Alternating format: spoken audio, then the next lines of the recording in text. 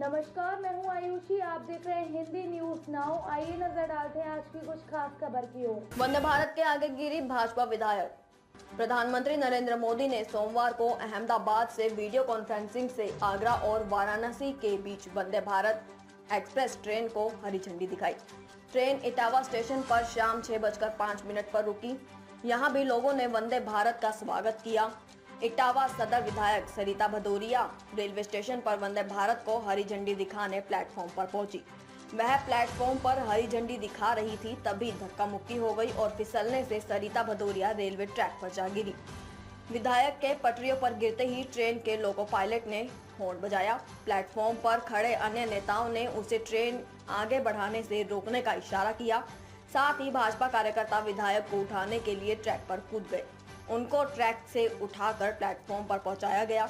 गनीमत रही कि विधायक को चोट नहीं आई और वह बड़े हादसे का शिकार होने से बच गई। आगरा वाराणसी वंदे भारत ट्रेन आगरा कैंट से सोमवार शाम 4:16 पर चली।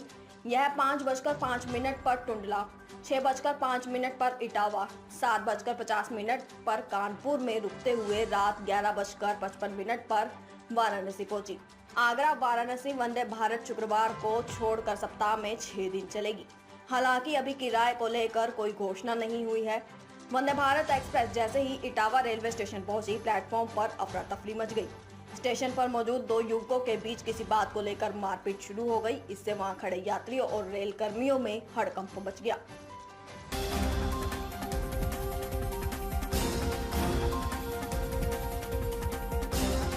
गृह मंत्री अमित शाह ने मंगलवार को मोदी सरकार के 100 दिन का रिपोर्ट कार्ड पेश किया। अमित शाह ने कहा कि सरकार के कार्यकाल के दौरान एक देश एक चुनाव लागू करने की योजना है।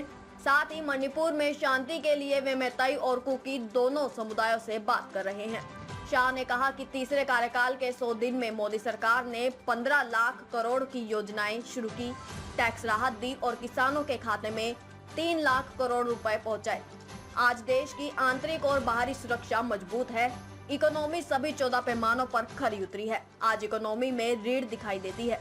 इस दौरान उन्होंने कहा कि पीएम मोदी के जन्मदिन पर 17 सितंबर से लेकर 2 अक्टूबर यानी 15 दिन तक देश भर के सभी जरूरतमंदों की सेवा में हमारे जैसे लाखों कार्यकर्ता लगेंगे। मित्रों, आज की प्रेस वार्ता मोदी जी की तीसरी सरकार के पहले 100 दिन के कामकाज पर आपको सूचना देने के लिए बुलाई गई।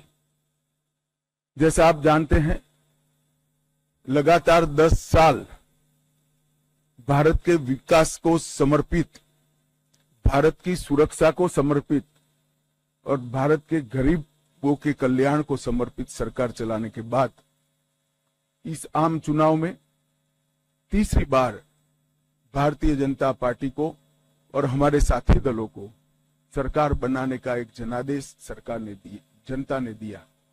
इसके परिणाम स्वरूप 60 साल के बाद पहली बार कोई एक नेता तीसरी बार अपनी घोषणा के साथ देश का प्रधानमंत्री बनकर देश का नेतृत्व कर रहा है। 60 साल के बाद पहली बार देश में राजनीतिक स्थिरता का माहौल आया है और नीतियों के सातत्य को भी हमने अनुभव किया है।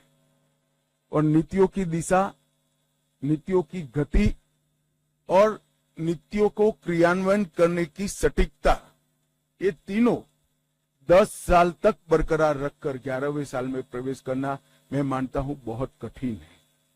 दुनिया के कई देशों में भी देखा गया, जहां एक प्रकार से वाइब्रेंट लोकतंत्र है, वहां पर ऐसे बहुत कम ही उदाहरण दिखाई पड़ते हैं।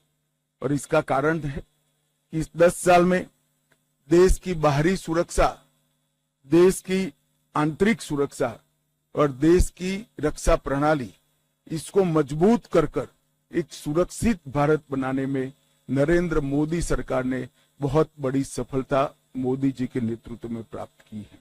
ताज़ा खबरों से जुड़े रहने के लिए हमारे चैनल को सब्सक्राइब करें और बेल आइकन को दबाना ना भूलें, ताकि हर खबर की नोटिफिकेशन आपको मिलती रहे।